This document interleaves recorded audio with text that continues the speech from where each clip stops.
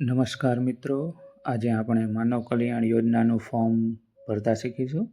આ યોજના અંતર્ગત સરકારશ્રી દ્વારા 10 જેટલા નાના ધંધા માટે ટૂલકીટ આપવામાં આવે છે, જે આપના ધંધાને આગળ વધારવા અથવા નવો શરૂ કરવા માટે ઉપયોગી નીવડી શકે છે. માનવ કલ્યાણ યોજનાની પાત્રતા અને જરૂરી ડોક્યુમેન્ટ્સ આપ સ્ક્રીન પર જોઈ શકો છો. સૌપ્રથમ માનવ કલ્યાણ યોજનાની પાત્રતાની વાત કરીએ તો આપની ઉંમર 18 વર્ષથી 60 વર્ષની વચ્ચે હોવી જોઈએ. આપની વાર્ષિક આવક મર્યાદા 6 લાખ સુધીની હોવી જોઈએ. ત્યારબાદ જે ડોક્યુમેન્ટ જરૂરી છે એની વાત કરીએ તો એમાં સૌપ્રથમ આપની પાસે આધાર કાર્ડ હોવું જોઈએ, પાસપોર્ટ સાઇઝનો ફોટો, જાતિનો દાખલો, રેશન કાર્ડ, ઈ-શ્રમ કાર્ડ, આવકનો દાખલો અને સેલ્ફ ડિક્લેરેશન. સેલ્ફ ડિક્લેરેશન આપને જ્યારે આપણે ફોર્મ ફાઇનલ સબમિટ કરશું ત્યારે ડોક્યુમેન્ટ અપલોડ સમયે સેલ્ફ ડિક્લેરેશનની PDF આપણને મળશે. ત્યાંથી આપણે ડાઉનલોડ કરી લઈશું અને તે ભરીને આપણે અપલોડ કરવાનું ત્યારે રહેશે. ત્યારબાદ આપણે ગૂગલ ખોલવાનું રહેશે. ગૂગલનું હોમ પેજ ખોલતા તેમાં આપણે eKutir.gujarat.gov.in વેબસાઇટ સર્ચ કરશું, જે આપણે સ્ક્રીન પર જોઈ શકો છો. એ સર્ચ કરતાં પહેલા નંબરનું જે eKutir લખેલું છે એની લિંક સાઇટ, એના પર ક્લિક કરશું. એ ક્લિક કર્યા બાદ આપણે એક હોમ પેજ ખુલશે, જે આપણે માનવ કલ્યાણ યોજના માટેનું હોમ પેજ છે, જે eKutirનું હોમ પેજ છે.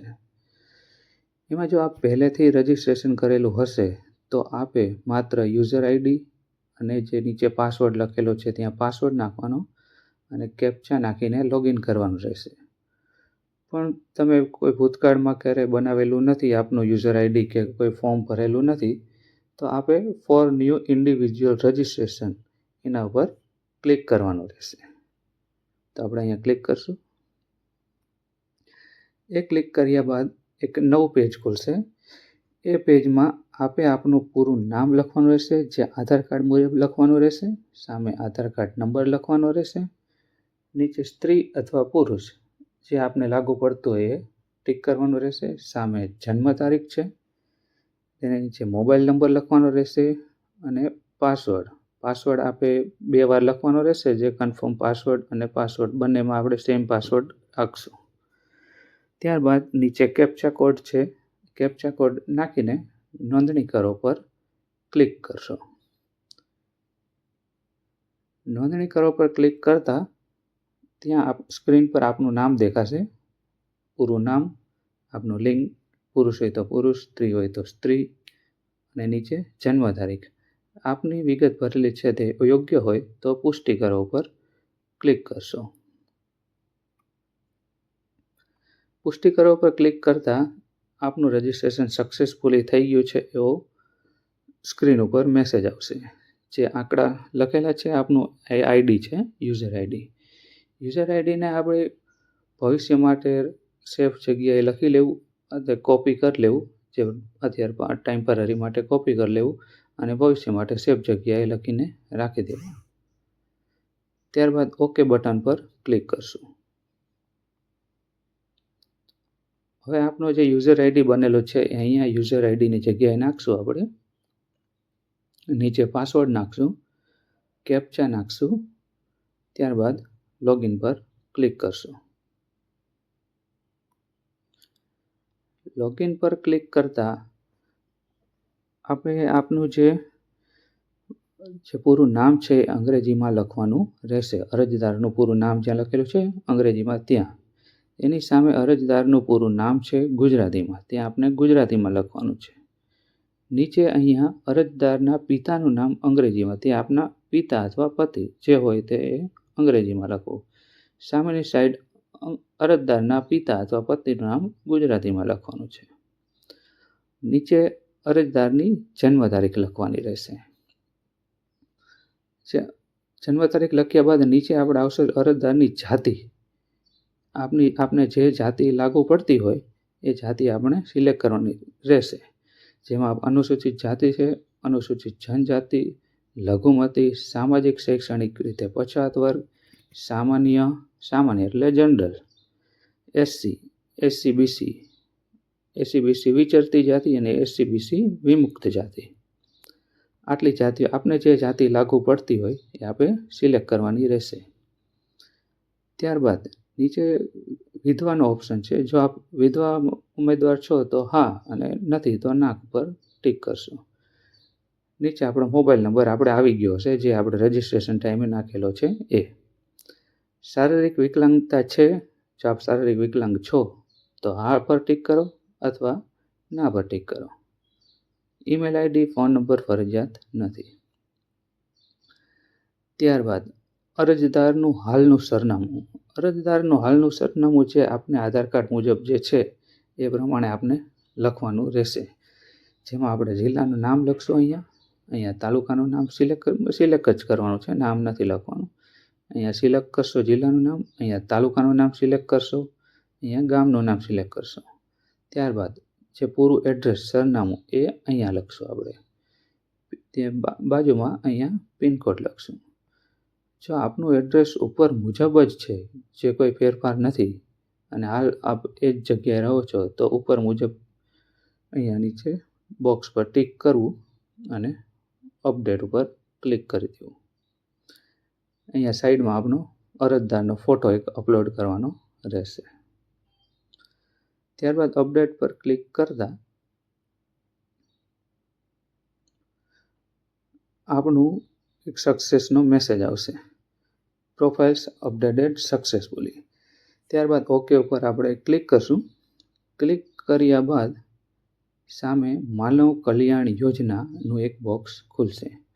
એ બોક્સ ઉપર આપણે ક્લિક કરશું. એ બોક્સ ઉપર ક્લિક કરતાં સૌપ્રથમ યોજના વિશેની આપણને માહિતી આપેલી છે સરકારશ્રી દ્વારા, જે કાળજીપૂર્વક આપ વાંચી શકો છો. બધી આ માહિતી વાંચી લેવી કાળજીપૂર્વક. ત્યારબાદ નીચે ટૂલ કિટ્સનું નામ પણ છે, જેમાં આપણે દૂધ દહીં વેચનાર, ભરતકામ, બ્યુટી પાર્લર જે આપને લાગુ પડતું હોય એ. ત્યારબાદ ઓકે બટન પર ક્લિક કરવું.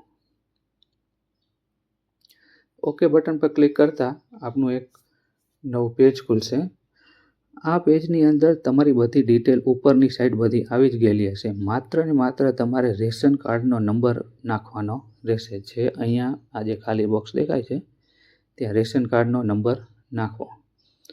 રેશન કાર્ડના નંબર નાખી દીધા બાદ નીચે અરજદારનું હાલનું સરનામું અને કાયમી સરનામું છે, જે આપણે આગળના પેજમાં આપણે જે સરનામું લખેલું એ જ રીતે આમાં સરનામું આપણે લખી લેશું. ત્યારબાદ નીચે ઉપર મુજબ જે બોક્સ છે ત્યાં ટિક કરીને સેવ અને નેક્સ્ટ આપણે આપી દઈશું.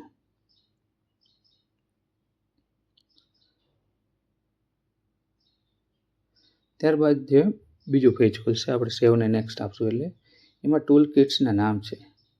ટૂલ કિટ્સના નામ છે આપણે જે વ્યવસાય કરતા હોય એ વ્યવસાય મુજબ આપ જો સેન્ટિંગ કામ કરતા હોય તો સેન્ટિંગ કામ, ભરતકામ કરતા હોય તો ભરતકામ, બ્યુટી પાર્લર, એવા 10 જેટલા નાના ધંધાઓ આપેલા છે.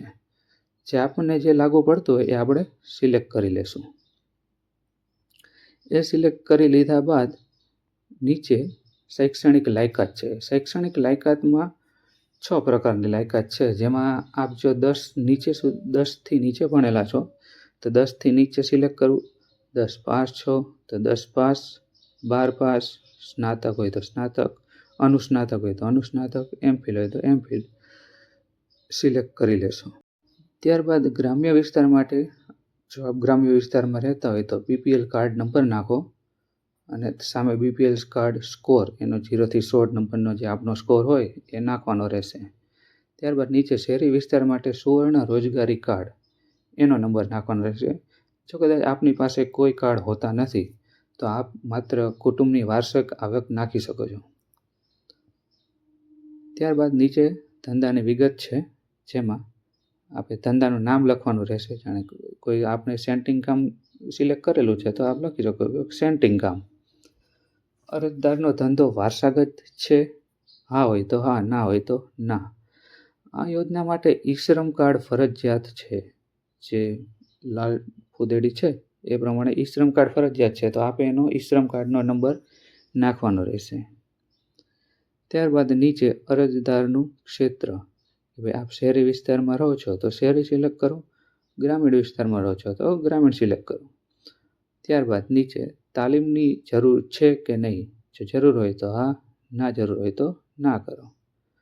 લોનની જરૂરિયાત છે કે નહીં, હા હોય તો હા, ના હોય તો ના. ત્યારબાદ નીચે રાજ્યનું નામ, જે આપનું એડ્રેસ છે જે આપણે અગાઉ નાખેલું એ પ્રમાણે જિલ્લાનું નામ સિલેક્ટ કરી લો, તાલુકાનું નામ સિલેક્ટ કરો, ગામનું નામ સિલેક્ટ કરો, સરનામું લખો, પિનકોડ લખો. ત્યારબાદ સેવ અને નેક્સ્ટ બટન પર ક્લિક કરશો. સેવ અને નેક્સ્ટ બટન પર ક્લિક કરતાં આપણું ફાઇનલ પેજ છે ફોર્મ ભરવા માટેનું છે એ ખુલશે.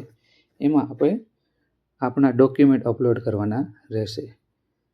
ડોક્યુમેન્ટ અપલોડ કરતાં પહેલાં સૌ પ્રથમ અહીંયા ઉપર સેલ્ફ ડિક્લેરેશન ફોર્મની પ્રિન્ટ આઉટ એ ડાઉનલોડ કરી લેવાની રહેશે અને એ પૂરેપૂરી વિગતો ભરી લેવાની રહેશે.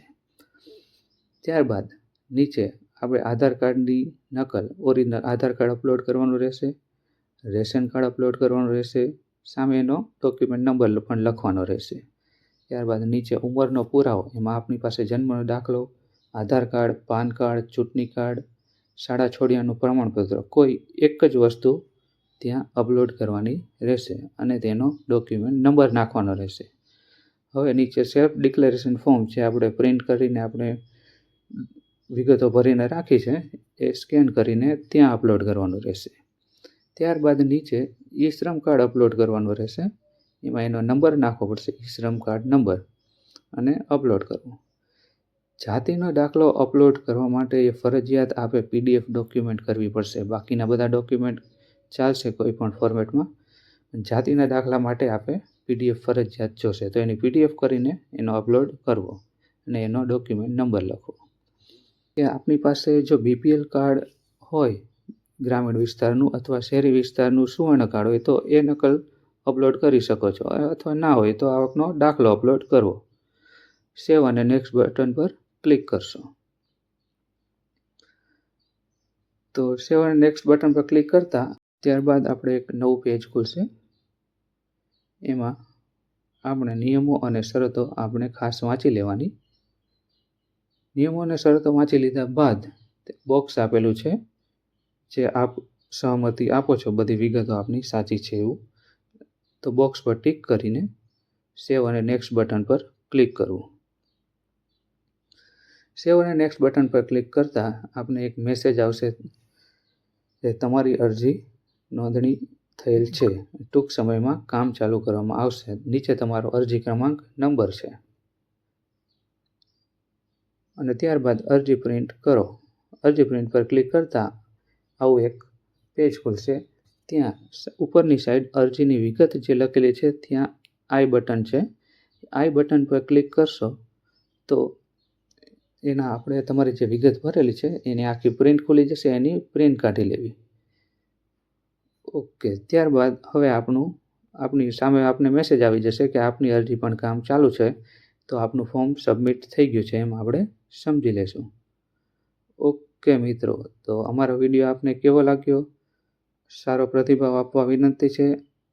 વિડીયો માટે લાઇક, શેર અને સબસ્ક્રાઈબ કરજો. થેન્ક યુ મિત્રો.